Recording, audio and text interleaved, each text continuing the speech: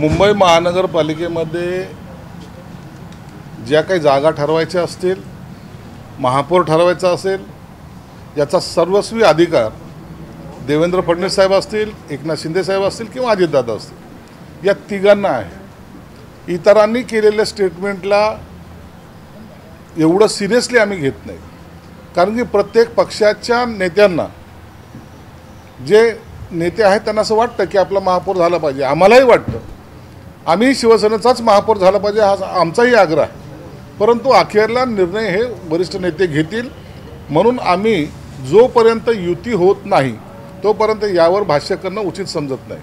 हीच भूमिका भाजपच्या नेत्यांनी पण घ्यायला पाहिजे, त्यांनी पण थोडासा संयम ठेवायला पाहिजे, असं नाही वाटत? नाही, यासाठी सर्वांना त्या पक्षाच्या नेत्यांनी सूचना दिलेल्या आहेत। तुम्हाला काय सीट मागायचे असतील, तुम्हाला एखाद्या भागामध्ये तुमचं जास्त प्राबल्य असेल, तुम्हाला वाटतं की आपली सीट निवडून येणार, यासाठी आग्रही राहा, त्याची मागणी करा, आणि शक्य झालं तर युतीमध्येच पूर्ण ह्या जागा आपल्याला लढायच्या आहेत। परंतु एखाद्या वेळेला एखाद्या सीटचा आग्रह जास्त असेल तर त्या ठिकाणी काय निर्णय घ्यायचा आहे याचासुद्धा पूर्णपणे अधिकार ह्या तिन्ही वरिष्ठ नेत्यांना आहे। म्हणून मागणी करणं वेगळं, एखादी घोषणा करणं वेगळं, आणि त्याच्यावर निर्णय घेणं, ही निर्णय घेण्याची प्रक्रिया फक्त हे तिन्ही नेते बजावतील। म्हणून आम्ही जोपर्यंत युती होत नाही तोपर्यंत या सर्व गोष्टीकडे गांभीर्याने पाहत नाही। एकीकडे मुंबईत अशा स्वरूपाची चर्चा आहे। आता नाशिकचा जर विचार करता, नाशिकच्या बहुर नगर परिषदेमध्ये शिंदेंच्या शिवसेनेला एकटं पाडण्याचा प्रयत्न केला जातो। त्या ठिकाणी भाजप आणि अजित पवारांची राष्ट्रवादी एकत्र येऊ पाहते। तिकडे नांदगाव मनमाडमध्ये तशीच परिस्थिती निर्माण केली जाते। शिंदेंच्या शिवसेनेला एकटं पाडण्याचा प्रयत्न होतोय, अशा पद्धतीची आता चर्चा सुरू झाली आहे। असं नाही आहे, अनेक ठिकाणी शिवसेनेच्या ताकद, जी वाढती ताकद आहे, त्या ताकदीचा अनेकांनी धसका घेतलेला आहे, आणि आमच्याकडे जागाची मागणी ही वाढत चाललेली आहे। म्हणून आता युती कुणाबरोबर कशी करायची, देवेंद्र फडणवीस साहेबांनी स्वतः सांगितलेलं आहे की लोकल लेवलवर कोणतीही महानगरपालिका असेल, नगरपालिका असेल, जिल्हा परिषद असेल, लोकल लेवलवरचा निर्णय त्या पदाधिकाऱ्यांनी घेतलेल्या निर्णयाचे आम्ही गांभीर्याने दखल घेऊ। आता काही ठिकाणी जर भगूरमध्ये असं होत असेल, भगूरचा इतिहासच असा आहे की सर्व पक्ष मिळून हे शिवसेनेच्या विरोधात लढत आलेले आहेत, आणि शिवसेना त्या ठिकाणी खंबीरपणे उभी राहिलेली आहे। म्हणून त्या ठिकाणच्या वातावरणानुसार आम्ही पण आमची पूर्ण तयारी केलेली आहे, आणि भगूर याच्यावर आमचा भगवा निश्चितच फडकणार आहे। नांदगाव मनमाडमध्ये जे विधानसभेला खरं तर चित्र बघायला मिळत होतं तेच पुन्हा यंदा बघायला मिळेल, कारण समीर भुजबळांनी गिरीश महाजनांची भेट घेत आपण एकत्र लढू असं म्हटलेलं होतं, कुठेतरी पुन्हा हे चित्र बघायला मिळेल। नांदगाव मनमाडचं थोडंसं अतिप्रेमाची जी भाषा आहे तिथं केली जाते। प्रत्येकाला आपल्या अस्तित्वाचा तिथं थोडासा आहे, इगो आहे, नाही म्हणता येणार नाही, परंतु या संदर्भामध्ये वरिष्ठ नेत्यांनासुद्धा या सगळ्या बाबी त्यांच्या कानावर आहेत। म्हणून योग्य वेळेला ते योग्य निर्णय घेतील। भांडण करून सत्ता काबीज करणं हे आमचं ध्येय नाही, तर सर्व मिळून एकत्रितपणे सत्ता आणणं हे आमचं ध्येय आहे। नामनिर्देशन पत्र दाखल करण्यासाठी 3च दिवस बाकी आहेत, मात्र अजूनही स्पष्ट नाही की स्वबळावर लढायचं आहे, युती करायचं आहे, काय नक्की परिस्थिती? नाही, महाराष्ट्रामध्ये आता तुम्ही नगरपालिका चाललेल्या आहेत सर्व ठिकाणी, प्रत्येक नगरपालिकेमध्ये सर्वांनाच आम्ही स्वतः सांगितले की तुम्ही तुमचे फॉर्म भरा, परंतु फॉर्म वापस घ्यायची जी तारीख आहे त्या तारखेच्या आतमध्ये जो काही निर्णय येईल त्यानुसार एखाद्याला विड्रॉ व्हावं लागलं तर विड्रॉ होतील, किंवा मग तिथं मैत्रीपूर्ण लढतसुद्धा होईल। पण ऑलरेडी जे आहे या नगरपरिषद निवडणुकीसाठी जे हेवी फॉर्म सुद्धा वाटलेला आहे नगरपरिषदेसाठी, अशा पद्धतीचं माहिती मिळतं? नाही, आम्ही पण वाटलेत ना, त्याच्यात काय, राष्ट्रवादीने पण वाटलेत, आम्ही पण वाटलेत। माझ्या संभाजीनगरमध्ये मी सर्वांना बी फॉर्म देऊन टाकलेले आहेत। वापस घ्यायच्या दिवशी पाहू, युती जर झाली तर त्या लोकांचे फॉर्म वापस घेतले जातील। म्हणून भाजपने वाटले ना आम्ही वाटले नाही अशातला काही भाग नाही आहे, सर्वांनी एबी फॉर्म वाटलेले आहेत, आणि कार्यकर्त्याची ही निवडणूक आहे। पहिले समजून घ्या, जो कार्यकर्ता गेल्या 8-9 वर्षापासून या निवडणुकीची वाट पाहून होता, ते कार्यकर्ते म्हणतात आमचा नंबर कधी लागेल।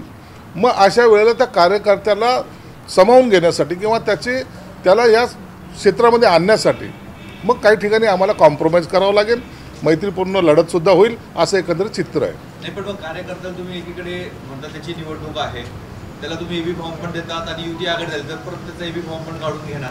काही ठिकाणी हे सगळं चित्र स्पष्ट होईल, परंतु त्याला आता ज्या बैठकी सुरू आहेत त्या बैठकीनंतरच हे सगळं चित्र स्पष्ट होणार आहे. आणि जर युती होत असेल तर निश्चितच आहे, जसं आमच्या कार्यकर्त्याचे आम्ही वापस घेऊ तसं भाजपच्या कार्यकर्त्याचे वापस घेतील, राष्ट्रवादीचे घेतील. ही एक युतीची संकल्पना आहे. जर ही पूर्ण झाली नाही तर मग मैत्रीपूर्ण लढत होतील. पण अनेक ठिकाणी भाजप आणि राष्ट्रवादी एकत्र येतानाचं चित्र दिसतंय. तुम्हाला का असं टार्गेट केलं तर एकटं का पाडलं जातं? आम्हाला कोणी टार्गेट करू शकत नाही. आम्ही कुणाच्या टार्गेट होणार इतके सोपे नाहीत. आम्हाला आमची ताकद माहिती आहे आणि आम्हाला कशा निवडणुका लढायच्या आहेत याचीसुद्धा जाणीव आहे. म्हणून आम्हाला कोणी टार्गेट करायचा प्रयत्नही करत नाहीत आणि केला तर त्याच्यातसुद्धा आम्हाला उत्तर देताना आम्ही पूर्ण ताकदपणाला लावू. राज्यामध्ये युतीची अशी सगळी परिस्थिती असताना तिकडे अमित शहांच्या भेटीसाठी अजित पवार गेलेले आहे. अर्धा तास अमित शहा आणि अजित पवारांची भेट झालेली आहे. ती पार्थ पवारांच्या संदर्भात होती अशीही चर्चा आहे. नेमकं काय माहिती समोर येते? नाही तर अजितदादा अमित शहा साहेबाला भेटायला गेले त्याच्या मागचं कारण काय हे मी सांगू शकत नाही. त्यांची भेट कशासाठी होती, बिहारच्या विजयाच्या निमित्तानं होती की वैयक्तिक होती याबद्दलचं स्पष्टीकरण ते देऊ शकतात. म्हणून त्याच्यावर मला वाटतं भाष्य करणं चुकीचं आहे. शरद पवारांनी त्यांच्या कार्यकर्त्यांना सांगितले की युती आघाडीची कुठली अट नाही, स्थानिक पातळीवर तुम्हाला जे वाटेल त्यांच्यासोबत युती करा. तुमच्याकडे असा प्रस्ताव आला तर तुम्ही शरद पवारांच्या राष्ट्रवादी काँग्रेससोबत जाणार का? हा प्रश्न स्थानिक लेवलच्या पदाधिकाऱ्यावर किंवा तिथलच्या असलेल्या आमदारावर आम्ही सोडलेला आहे. शरद पवार साहेब हे नेहमी वेगळं राजकारण करत असतात. एक निश्चित आहे, ते महाविकास आघाडीसोबत राहणार नाही हे चित्र त्यांनी स्पष्ट केलेलं आहे. कुणाही बरोबर युती करा पण भाजपबरोबर नको हे जे संकेत त्यांनी दिलेत याचा अर्थ असं होतं की ते महाविकास आघाडीबरोबर नाहीत एवढं तरी स्पष्ट आहे. काँग्रेसने देखील एकला चलोरची भूमिका घेतलेली आहे. आता बिहारचा निवडणुकीचा निकाल आपण बघितला आणि आता चेन्नई थलांचं असं म्हणणं आहे की आपल्याला महाविकास आघाडीमध्ये नाही तर एकटं लढायचं आहे. काँग्रेस आता अस्तित्वात राहिलेलीच नाही आहे मुळात. आणि हे कालच्या निकालानंतर काँग्रेस आता कुठे असेल हे दुर्बिणीने शोधावं लागणार आहे. म्हणून आता कसं कार्यकर्ता वाढला पाहिजे म्हणून ते कोणाशी युती करणार नाहीत. जेवढे उभे करतील तेवढे ते पाडतील आणि पुन्हा काँग्रेस जे एकदाची थोडी बहुत जी त्यांची दगदग आहे ती या निवडणुकीमध्ये संपलेली असेल. बिहार निवडणुकीमध्ये आपण बघितलं की युती चांगली होती, शेवटपर्यंत मेसेज चांगला गेला म्हणून त्याचे निकाल चांगले लागले. आगामी स्थानिक स्वराज्य संस्थांच्या निवडणुकीमध्ये तुमची सुद्धा युती जर अबाधित राहिली, जास्त कॉन्ट्रोवर्सी झाली नाही, जास्त वक्तव्य वादग्रस्त आले नाही दोन्ही बाजूच्या नेत्यांकडनं, तर याचा फायदा होईल असं वाटतं? निश्चित फायदा होईल. एकनाथ शिंदे साहेबांनी त्यांची भूमिका नेहमी स्पष्ट केलेली आहे. मुंबई महानगरपालिका असो, ठाणा महानगरपालिका असो की इतरत्र महाराष्ट्रातल्या महानगरपालिका असो, यामध्ये महायुतीमध्ये आम्ही लढणार आहोत असं स्पष्टपणे एकनाथ शिंदे साहेबांनी सांगितलेलं आहे. याचा अर्थच असा होतोय की जनमताचा कौल हा युतीच्या बाजूने आहे आणि त्यांचा आदर आपण राखला पाहिजे. म्हणून आम्ही दरवेळेला महायुतीत लढणार आहोत असं आमचं स्टेटमेंट राहिलेलं आहे. परंतु जर या स्टेटमेंटला कोणी काही जर डॅश करायचा प्रयत्न केला तर त्याचा परिणामसुद्धा थोडा बहुत वाईट होऊ शकतो, हे नाकारता येत नाही. गिरीश महाजन मागील 8 दिवसापासून नाशिकमध्ये तळ ठोकून आहेत, नगरपालिकांचा आढावा घेत आहेत, नगरपंचायतीचा आढावा घेत आहेत. आपल्या पक्षाकडनं असे कुठले नेते नाशिकमध्ये येत नाही. काय म्हणजे एक तर नाशिककरांवर तुमचा जास्त विश्वास आहे, नाहीतर मग तुम्ही निवडणूक सोडली असेल तो त्यामध्ये अर्थ निघतो. नाशिक हे आमचं आवडतं शहर आहे. आमचं नाशिककडे पूर्णपणे लक्ष आहे. आमचे सगळे सहकारी हे डे टू डे टचमध्ये आहेत. गिरीश महाजन हे काय त्याला म्हणतात कुंभमेळ्याच्यासाठी आलेले आहेत आणि ते संकटमोचन असल्यामुळे कुठेही उडी मारून जातात. म्हणून ते नाशिकमध्ये येताना त्याला थोडंसं लवकर यावंशी वाटत असेल म्हणून ते येतात. म्हणून त्या गिरीश महाजन आहे. गिरीश महाजनांनी त्यांच्या पक्षाची आखणी करणं हे काही गैर पण नाही आहे. याचा अर्थ आम्ही गपचूप बसलेलो आहोत असं समजू नका. आमची तयारी पूर्ण झालेली आहे. मी आता बोरस्ते माझ्या बरोबर आहेत, त्यांच्याशी सुद्धा या इलेक्शनच्या बाबतीमध्ये सर्व चर्चासुद्धा मी केलेली आहे. त्यांनी नाशिकच्या 13 नगर परिषदांपैकी 10 ते 11 नगर परिषदेवर स्वबळाचा नारा देऊन त्यांनी तिथे थेट नगराध्यक्ष पदाचे उमेदवारांची देखील चाचपणी केली आहे. त्यांच्या म्हणजे दुसऱ्या पक्षातून भाजपत देखील त्यांनी घेतलेले आहेत. असं चित्र भाजपमध्ये शिंदेच्या शिवसेनेत मात्र इतकी त्यांना आमच्या शुभेच्छा आहेत. परंतु कोणतीही निवडणूक ही ओव्हर कॉन्फिडन्समध्ये लढवू नये.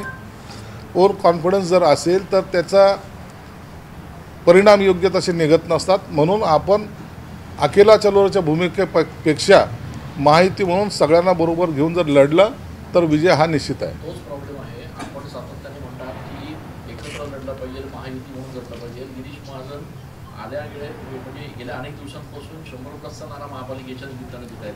म्हणजे याचा अर्थ तुम्हाला गृहीत धरलंच जात नाही त्या युतीमध्ये. तो त्यांचा विषय आहे. आम्हाला कोणी गृहीत धरावं नंतर आम्ही काहीतरी पुढं चालावं असं नाही आहे.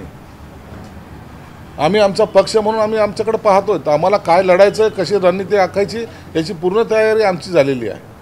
म्हणून प्रत्येक आता तुम्ही पाहिलं असेल की गेल्या 1 महिन्याच्या कालावधीमध्ये एकनाथ शिंदे साहेब 2-3 वेळा नाशिकला येऊन गेलेले. सर्व कार्यकर्त्यांशी संपर्क साधलेला आहे आणि इथलच्या सर्व पदाधिकाऱ्यांची मुंबईला सुद्धा बैठक झालेली. या बैठकीचं सत्र आमचं चालू आहे, अविरत चालू आहे आणि म्हणून आमची तयारी पूर्ण आहे.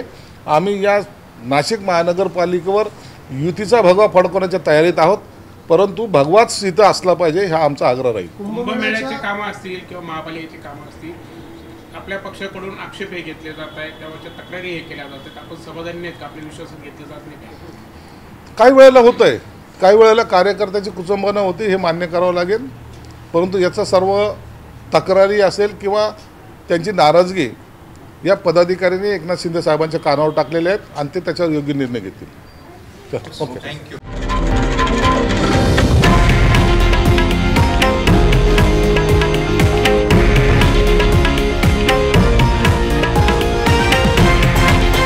हे आहे देशातील नंबर 1 न्यूज नेटवर्क आणि आपण पाहत आहात TV9 मराठी, एकमेव.